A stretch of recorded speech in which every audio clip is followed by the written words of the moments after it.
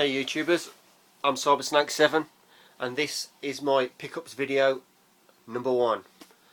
I'll get straight into what I've got because I'm going to show you a bumper edition from March and April, and it's just a few of what I've picked up, so I'm just going to try and squeeze it into one video. And we'll start with two Mega Drive games, the Genesis versions to be precise. Bought these originally 20 years ago, got rid of them and repurchased them because I've restarted my Mega Drive collection obviously, and basically these were lacking from the collection, and I loved them when I first played them, so I got them again. But the Genesis versions, better artwork and just better cases, but there they are. Road Rash 1 and Road Rash 2. This far superior. Gameplay for both of them are identical, but graphically this one's slightly better. Music's better as well, and the graphics in the bike shop are far superior to this because this looks like a man sitting on a blob. They just put no effort into the bike shop in this one at all, which I'm pretty disappointed about. And I have to play this without the music on because the music sucks in this one. This one is listenable. I can actually play this with the music on, but I haven't got number 3 as yet, but we'll be getting that probably next month just to finish off the collection. So there you go, that's my first two. Mint condition, Road Rash 1 and Road Rash 2. Okay, let's move on to two shoot 'em ups, one for the Sega Saturn and one for the Sega Dreamcast, and I'm going to go for the Sega Saturn first. And it's an Atlas game, a cutesy shooter. Paid 40 quid for this one. Just bought it off a whim.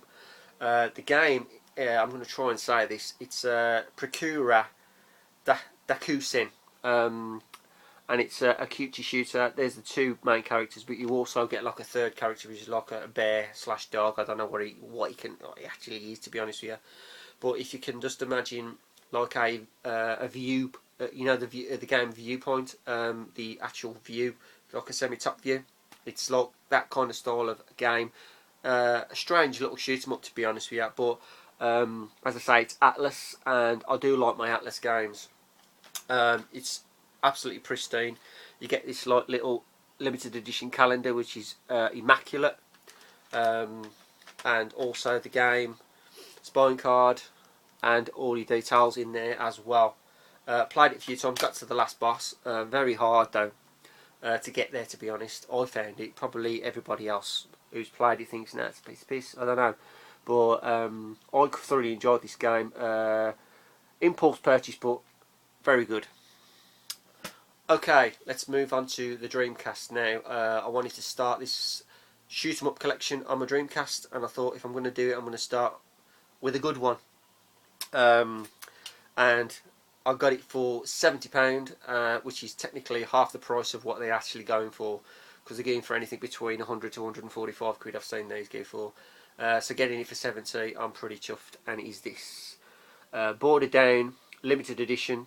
It's absolutely pristine mint condition.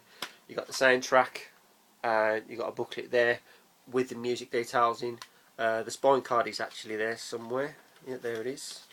One beautiful spine card. And you've also got in the other one the instruction booklet. And get it open. The instruction booklet and the game itself. Played this a lot. Relentlessly hard, very difficult. But it's one of these type of games. The better you do, the harder the game becomes.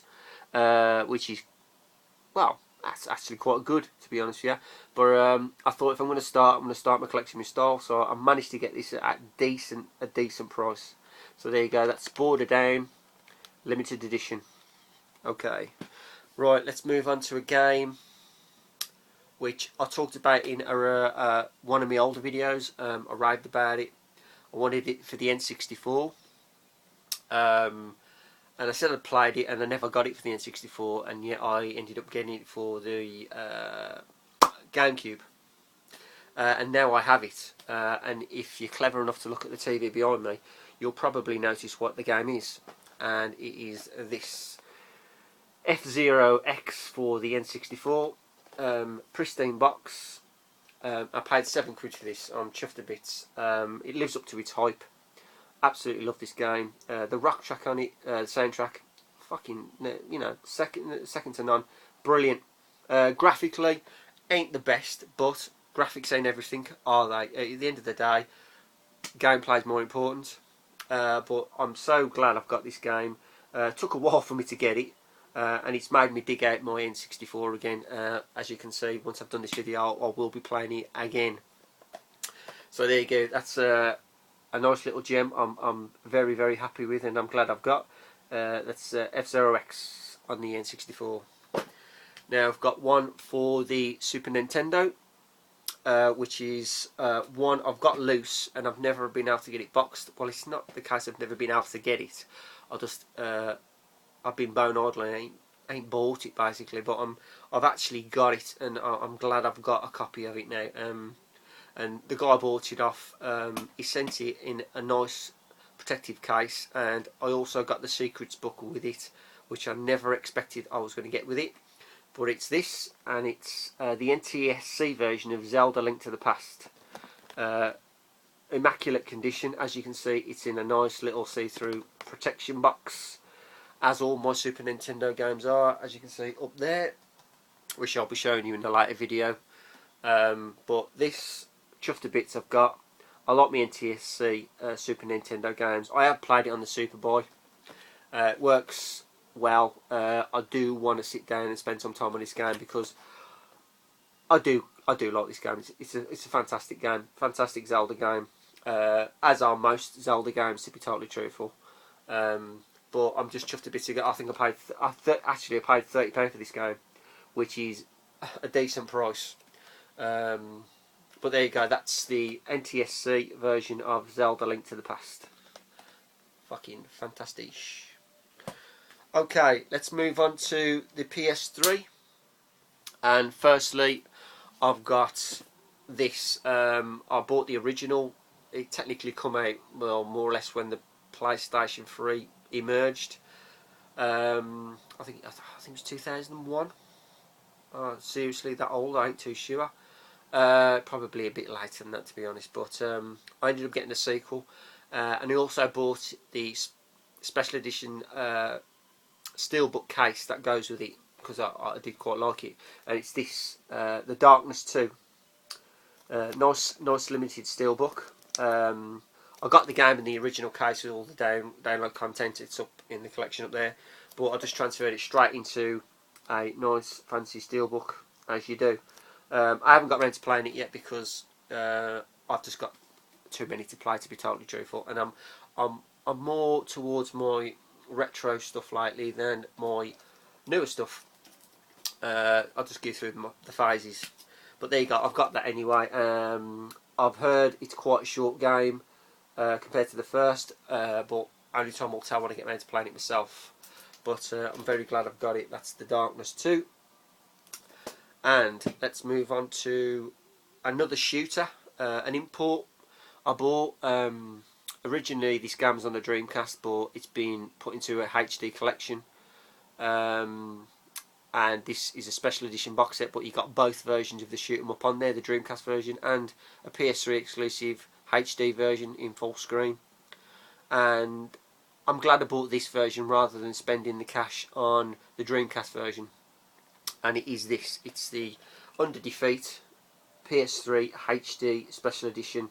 The Japanese version, obviously, exclusively for Japanese. It'll never see the light of day over here. But you get like a nice little CD box there. That looks like the original. Well, it is the original artwork for the Dreamcast version. But in there you get two discs. You get a player's guide disc, and you get the soundtrack of New Order for the newer version of the game, and also you get the PS3 version. As I say, lovely artwork, new artwork there. Played this and enjoyed it, I've got to admit. It's relentlessly hard, massively hard, to be totally truthful. You know, what shooter ain't, to be totally truthful. But yeah, fantastic game. Paid through the nose for this. You're talking nearly £90 with import charges on top of it.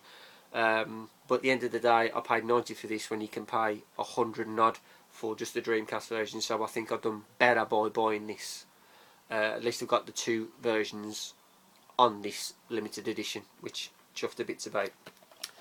Okay, I've got one more to show you, and it's an Xbox 360 game. Obviously, people who've watched my older videos are thinking, well, why's he got an Xbox 360 game when he ain't even mentioned that he got one? Well, to be totally truthful, mine died on me. And I'm going to be getting a new one, which is another video in the making, to be honest. So let me just get the game, and then we'll talk more. Right. This game I waited for because it come out. Everybody who's anybody on the Xbox 360 wanted it. They're paying stupid prices for it. They were selling it for stupid prices. And I did it with the other 2. I just waited and bided my time and got it for a decent price. And it was this. The Mass Effect 3 Collector's Box. Pristine nick. I ended up paying £50 for it. And it was sealed when I got it. Obviously, perfect nick. All the download content in there. The art book, the works. I mean, I say, worth the wait. I'd rather wait for games sometimes. Let the phase of people selling it on eBay for 100, 200 quid. You know, it's fucking ridiculous as far as I'm concerned. I just don't do that. I'd rather, for the latest, newer games, you just wait, because within a month or so, you know, they'll be half the price, or, you know, 30, 40 quid knocked off them. It's only extreme cases where you get games where they actually keep the price, you know what I mean? So, but there you go. There it is. I'm glad I've got it. It's completed my collection now. So I have all the Mass Effects. And that is the last game of my March and April pickups. I hope you've enjoyed it. I just want to say a quick thank you to people who viewed my videos, my last videos, and people who subscribed to my channel. Many thanks to you. And I am CyberSnake7. And as always, keep playing and keep watching. Thanks, guys and girls.